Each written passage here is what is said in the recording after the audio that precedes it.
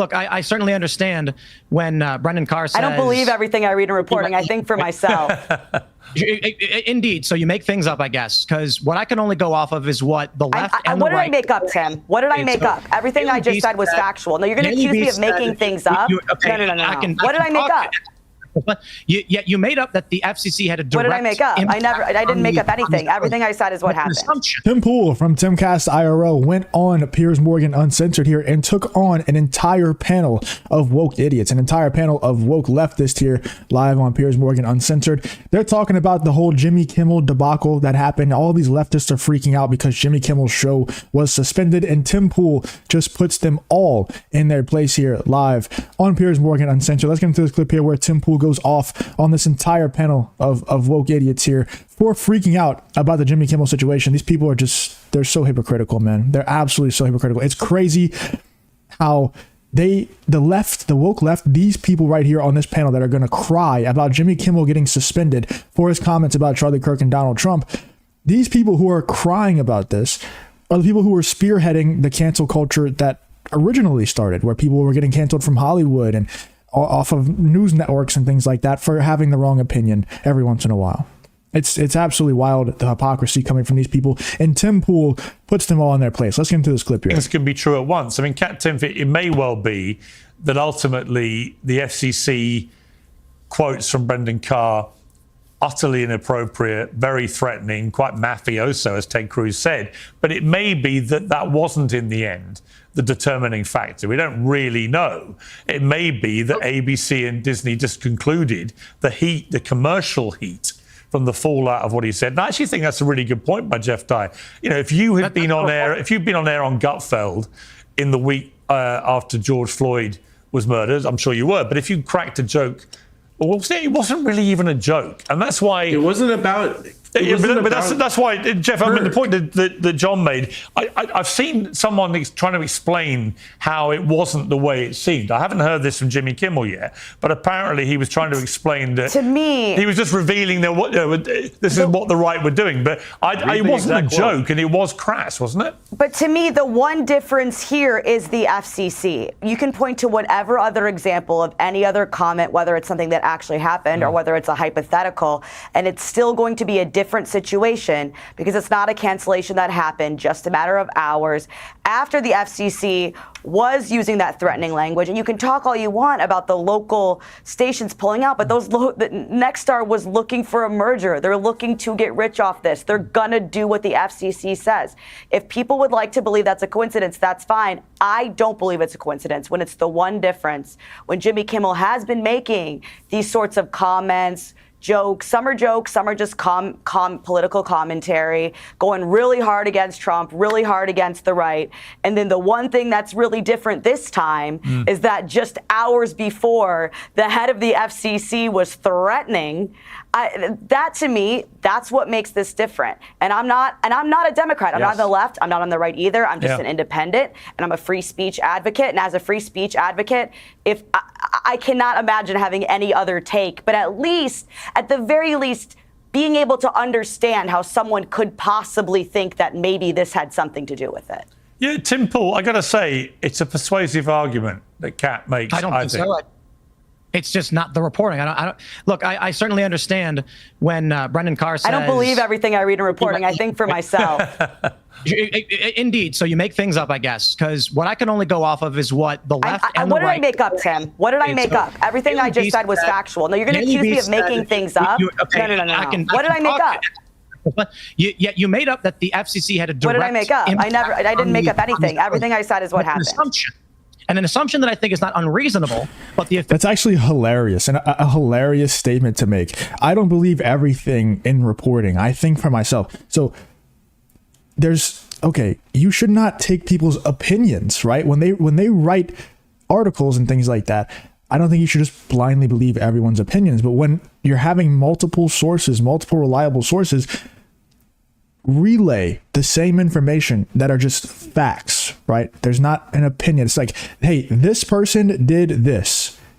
They're not saying that it's good or bad. They're not saying that they shouldn't have done it. They're not saying there's a conspiracy theory surrounding it. They're just saying this person did this, and multiple different sources are saying the exact same thing. and you come back and you say, well, I don't believe everything that the reporting says. I think for myself. That's basically just saying, I'm choosing to live in delusion because the reporting and the facts and the evidence don't support my ideas. So I'm just going to choose to live in delusion, and I'm going to quote unquote think for myself instead of believing the facts and the evidence that's placed in front of me. That's all this person's saying right here. And it's absolutely hilarious. And then she's like, what am I making up, Tim? Asking Tim Pool to tell her, what am I making up? And as Tim Pool keeps trying to talk over and over again, she just keeps asking, what am I making up? As Tim Pool's trying to tell her what she's making up. I wouldn't be able to do this. Like, I respect to all these people who go on Piers Morgan Uncensored, like Tim Pool and Benny Johnson and all these guys who go on Uncensored and they take on these panels of leftists. I don't have the patience for it, man. If I'm trying to say something after you just yapped nonsense for 5 minutes and now it's finally Tim Pool's turn to talk and you're just talking over him every single time he tries to speak, I don't have the patience. I would just leave. Like, what am I doing here? I can't even speak. Can't even save my piece. I'm just going to leave. Official reporting from left-wing sources and right-wing sources, I mean the more mainstream ones, is that the executives were largely behind Jimmy Kimmel. Advertisers, as well as affiliates, took issue with the comments he made, insinuating the assassin was somehow a Trump supporter, whether that was unintentional or otherwise. Jimmy Kimmel, as officially reported, did not want to apologize, didn't feel he needed to apologize, and wanted to further those comments criticizing MAGA for twisting his words.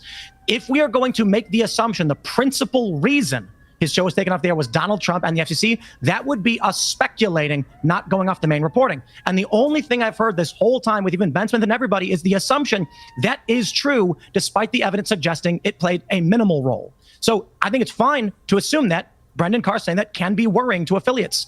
However, if we're going to go off what the actual reporting says from liberal outlets and conservative outlets, Bob Iger, as well as other executives, asked Jimmy Kimmel to walk it back, and he said no. They said, okay, your show dropped 43% over 1 month. Maybe we shouldn't do this anymore. Okay, Adam Friedland, Scott Galloway on the Pivot podcast said that Bob Iger will go down in media history as Neville Chamberlain in a cashmere sweater minus the dignity.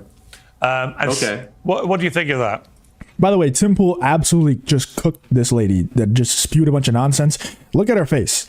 She's like, wow, I just got humiliated on live television. That's what just happened.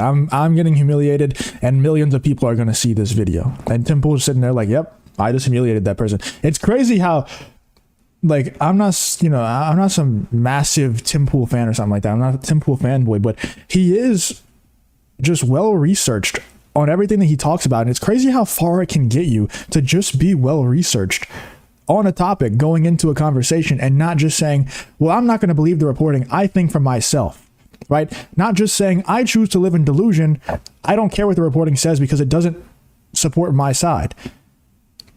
If you go in like Tim Pool and you're just well researched on a topic, you can just destroy any leftist in a debate and basically any single debate.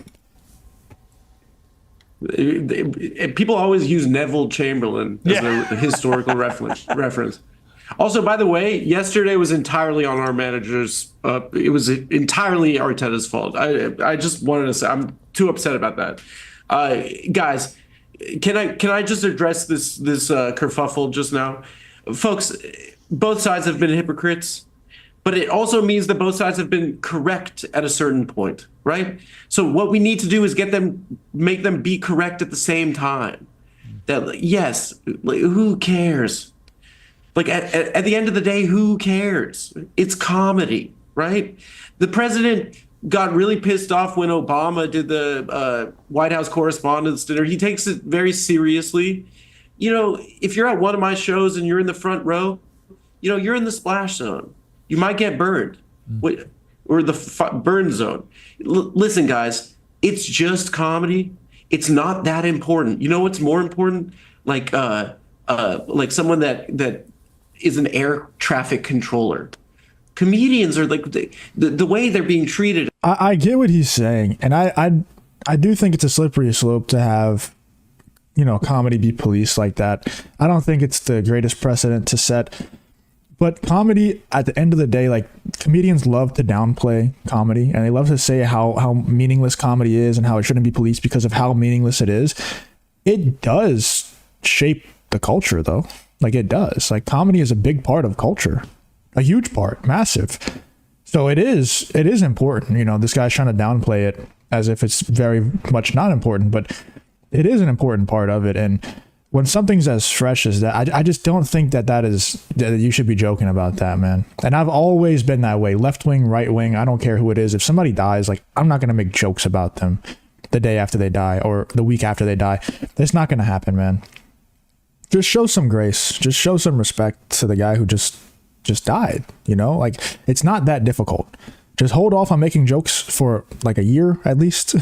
You know, like just show some grace to the person who just died. I don't care if they're left wing, right wing. I don't care what it is, right? Just wait and don't make jokes about it. Don't try to use it to push your own agenda, political agenda, whatever it is. Just show some grace when people die. It's not that difficult. Let me know in the comments though what you guys think about Tim Pool going on Piers Morgan Uncensored and absolutely annihilating this woke panel of idiots. Let me know in the comments what you guys think about Tim Pool versus these woke idiots here live on Piers Morgan Uncensored.